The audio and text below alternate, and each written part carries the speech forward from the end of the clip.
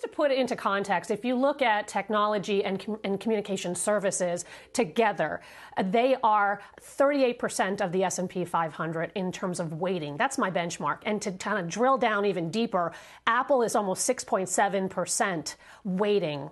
Microsoft 6.3%, Amazon almost 4%, and it goes on and on and on. So I think these are all really great companies. They have great free cash flow. Total addressable markets are enormous.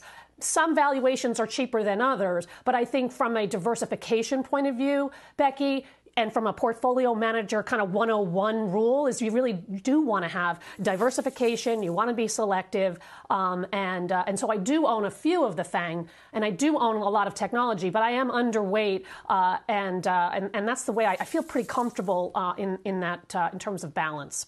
Is that just because of the huge run we've seen over the last couple of years? Yeah. Yeah, no, absolutely. And look, as I mentioned, like Apple's almost 7% of my bench. So even if I'm market weight, that's a big, big weighting, right?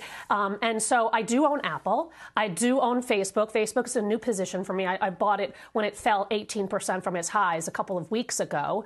And I own Alphabet. Those are the three that I'm going with. And then in technology, on the other hand, I own a whole ton of semiconductor companies. And then I also own enterprise IT recovering companies like IBM and HPE and Cisco, those kinds of names. So I have plenty of tech. I'm just trying to find areas where they're not as crowded, number one, and the valuations I can feel comfortable with, as well as very strong total addressable markets. Pauly, that's kind of similar to how you feel, right? Because you like technology. You think some of these stocks are very good, but there's only one name that you'd actually add to your holdings here, right?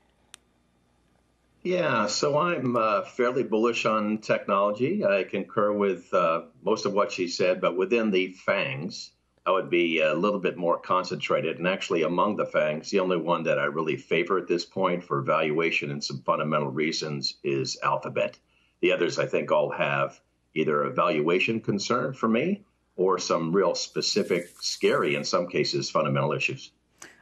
Paul, what do you do if you're worried about valuations in some of these big tech names? I mean, you can kind of look across the board and make that complaint against a lot of places. We've seen valuations rise for the entire market. So if you're not buying these names, what do you do?